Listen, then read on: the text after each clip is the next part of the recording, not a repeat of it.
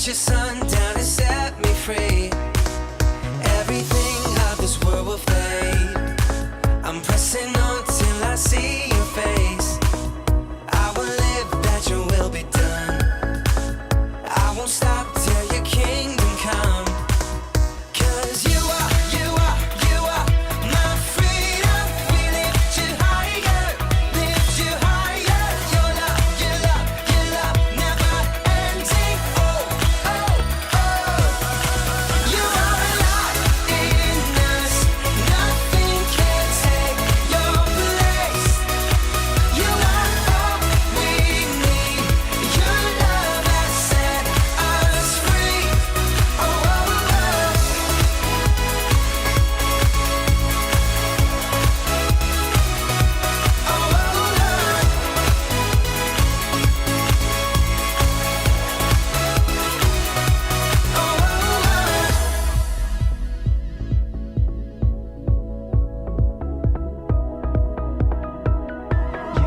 You are my freedom. We lift you higher.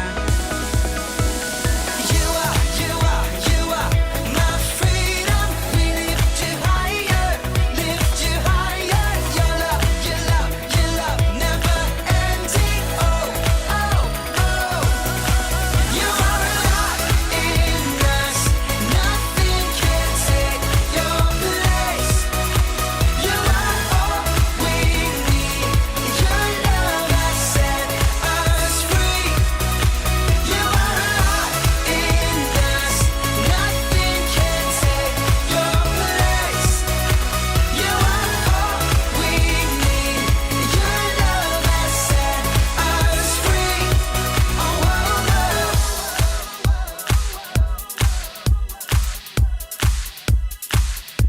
Oh, oh, oh. What am I gonna have for dinner today? Pizza? No. Chicken nuggets and chips? No. Burger? No. Hey there, kids! How are you? That's lovely to hear. I'm great. How was your week? Really? Mine was amazing too. I learned how to make cupcakes for the very first time, and they were delicious. So, last week's teaching, do you guys remember what it was? Do you remember the memory verse? I'll help you. It was 1 Samuel 16 verse 7. And it said, "But the Lord said to Samuel, do not consider his appearance or his height, for I have rejected him." The Lord does not look at the things that people look at. People look at the outward appearance, but the Lord looks at the heart. The Lord looks at the heart. Did you hear that? The Lord doesn't look at your shoes, your clothes, your hairstyle, your earrings, your necklace, your cool toys, your cars, your clothes, your dresses, your cool shoes. God doesn't look at that. He looks at the heart. And do you remember, we also learned about David, who was a shepherd, and he was anointed by Samuel. You see, David wasn't big or tall or strong like his brothers. Not like his 7 brothers at all. David was small and a shepherd, but God chose him. God chose him. God chose him because God knew his heart. He chose him to be anointed. Now, can you guess what today's teaching is going to be about? I'll give you a clue. His name rhymes with roses. What? Toes? No. Frozes? No. Noses? No. It's Moses. Yeah, Moses. Today we're going to learn about Moses and the 10 Commandments. But we're only going to learn about 3 today because it's a lot to take in. So, do you know the story of Moses and the 10 Commandments? Here, I'll help you out again. The story Exodus, which is the second book in the Bible. So, 3 months after the Israelites had left from Egypt, they'd been traveling for a while, and they came to Mount Sinai, a really, really big mountain. And they were tired. After walking for 3 months, they needed to rest. So they took shelter at the base of the mountain. God told Moses to go to the mountain and stay there. And he said, "And I will give you stone tablets with the law and commandments in which I have written for your instruction." But before that, God told Moses to get the people ready. He told him to get the people of Israelites ready. Tell them to wash their bodies, wash their clothes, and prepare themselves nice and clean to hear the instructions which I have given you. So, God told the people of Israelites, and they washed, and scrub, and washed their clothes, their shoes, their hats, and everything. So, God told Moses to go up to the mountain, and Moses stayed there for a very long time. Can you guess how long he stayed there? No. He stayed there for 40 days and 40 nights. That's a long time. So while he was up on the mountain, one of the instructions God gave Moses on the tablets of stone was the 10 Commandments. Do you know what the 10 Commandments are? I'll help you out. The 10 Commandments are, number 1, you shall have no other God before me. Number 2, you shall not make for yourself an idol. Number 3, you shall not misuse the name of the Lord your God. Number 4, remember the Sabbath day and keep it holy. Number 5, honor your father and mother. Number 6, you shall not murder. Number 7, you shall not commit adultery. Number 8, you shall not steal. Number 9, you shall not bear false witness. And 10, you shall not covet. Today, we're going to look at 3. The first 3, which is, you shall have no other God before me. You shall not make for yourself an idol. And 3, you shall not use the Lord's name in vain. God's story, the 10 Commandments and the golden calf. So part of God's story is about one of the many times God forgave his family, and it begins like this. Remember how God chose Moses to lead his family out of slavery in Egypt? God wanted his family to be free and happy in the wonderful home he promised them, called Canaan. All they had to do was follow God home through the wilderness. The problem was, they kept disobeying God instead of following him. They kept trying to do things their own way. So one day, while the Israelites were on their way to Canaan, God told them what he expected from his family. Basically, how to treat each other, how to love God, and how to be part of his team. And with God on their side, the Israelites wouldn't need to worry about anything. This sounded pretty good, so Moses went up a mountain called Sinai to talk to God about it. There, God gave them 10 rules to live by, called 10 Commandments. Turns out, God had a lot more to say. He and Moses talked for 40 more days and nights. During that time, God's family got tired of waiting for their leader, so they asked Moses' brother Aaron to make them new gods to worship. But the very first commandment God had given Moses was, "You must not have any other God but me." Aaron and the people had just heard that. But Aaron wanted to make the people happy more than he wanted to make God happy. So he collected all their gold, melted it down, and turned it into a calf. That's a baby cow. They worshipped the calf and said, "These are the gods who brought us out of the land of Egypt." Well, God knew what was happening, and he told Moses to get back to the people. When Moses saw what they were doing, he was so angry that he smashed the 10 Commandments God had written for him on the ground. Then he burned the calf, ground it to powder, threw it into the water, and made the people drink it, because it's a big deal when we choose to disobey God. Finally, Moses turned to Aaron and asked what happened. Aaron said, "I threw their gold jewelry into the fire, and out came this calf." Even though the people disobeyed God, and even though they weren't all sorry for what they did, Moses begged God to forgive them. He reminded God how much he loved Israel. They were his special family. Of course, God did love them, and because Moses asked him to, God forgave them. See, God knew it would be impossible for his family to be perfect. That's why he sent them Moses, a leader who could show them how to follow God and remind God how much he loved his family.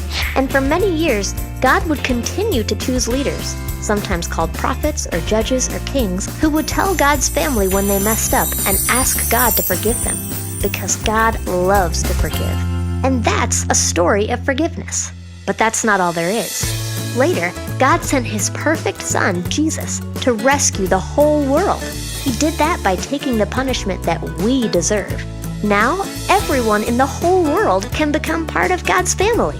And one day, we'll live with him in a perfect home, joyful and free, just like God planned all along. And that's a part of God's story.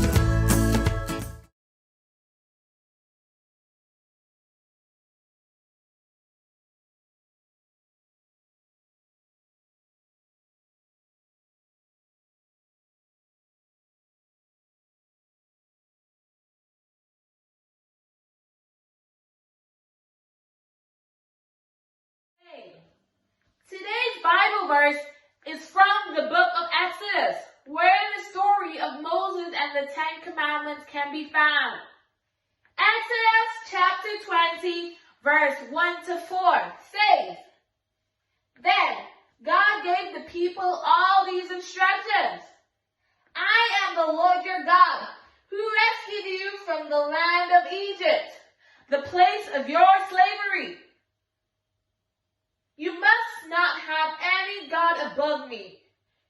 You must not make for yourself an idol of any kind or image in the heavens, in the earth, or in the seas." Number 1, it says, "You shall have no other God before me." Read it again. "You shall have no other God before me." That means God should be the only object of our worship and reverence. Nothing should come between you and him ever. Nothing at all. In Exodus, the children of Israel lost sight of God, and they looked for something to replace him. And you know what they did? They got a golden calf to replace him. But it didn't work. What do you think people put in place of God today? Yeah. What do you think you put in place of God sometimes? A toy, a game, a movie, a TV show, something you love doing. Or do you put someone else in the place of God? There's only one God. Only one. And he wants you to love him. He wants you to respect him, and he wants you to give him first place in your life.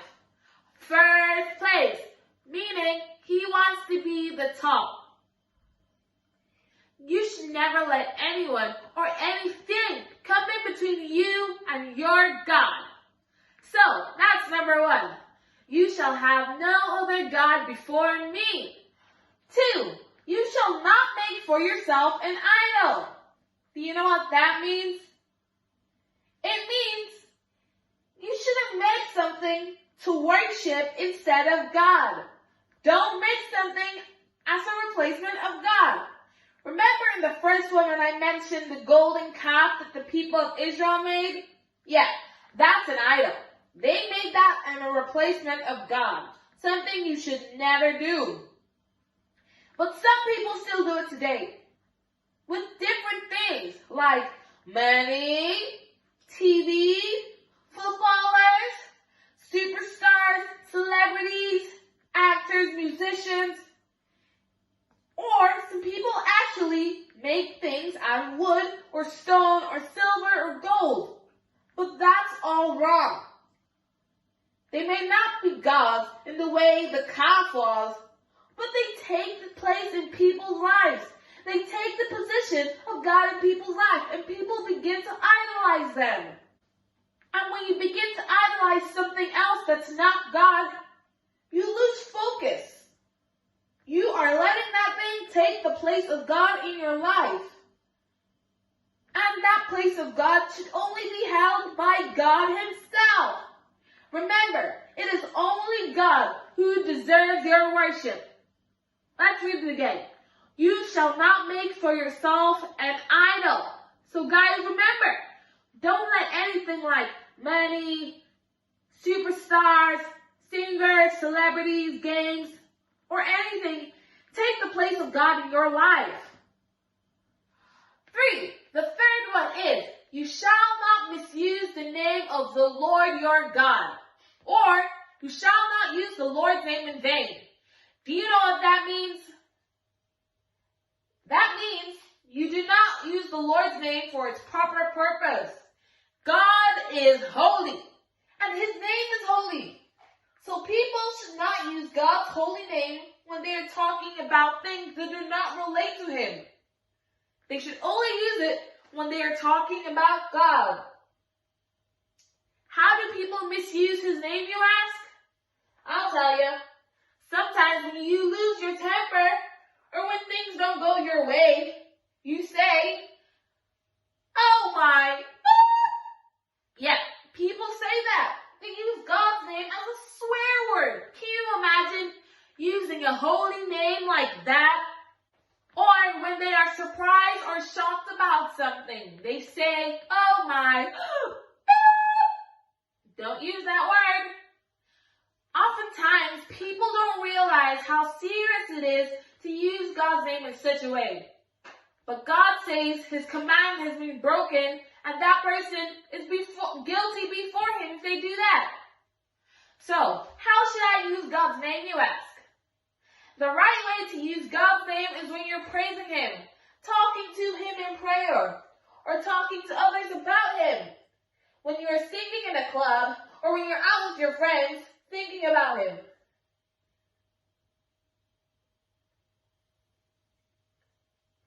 Be respectful when others talk to Him in prayer. Be careful how you use the name of the Lord. You can say, "Oh God, I love you so much, thank you." Or when you're singing a song about Him in church, you can use His name, but don't use His name as an expression of anger or frustration or shock. That's wrong. That's misusing His name. That's using God's name in vain. So kids, I hope you enjoyed this lesson. Do you remember the 10 Commandments? Not all of them, of course. Okay, do you remember the 3 we talked about today? Okay, say it after me. Number 1, you shall have no other God before me. Number 2, you shall not make an idol for yourself. And number 3, you shall not misuse the name of the Lord your God. I hope you guys enjoyed this. But during the week, you guys need to remember those 3 commandments and think about them. You need to remember how Lord God is the only one in your life. How you shouldn't make any idol or put anything before Him. Anything such as a game, money, toys, celebrities. And you shouldn't use the Lord's name in vain. When you're angry or when you're surprised. You should only use His name when talking about Him, when worshiping, when praying, or when telling other people about the good news. Have a good week, guys. See you later. Go Moses. It's the 10 Commandment Boogie, gonna dance it till I die. The 10 Commandment Boogie, you can do it, so can I. If you follow it through, you'll be amazed what you can do. So get your groove on with us tonight. We'll do the 10 Commandment Boogie, the 10 Commandment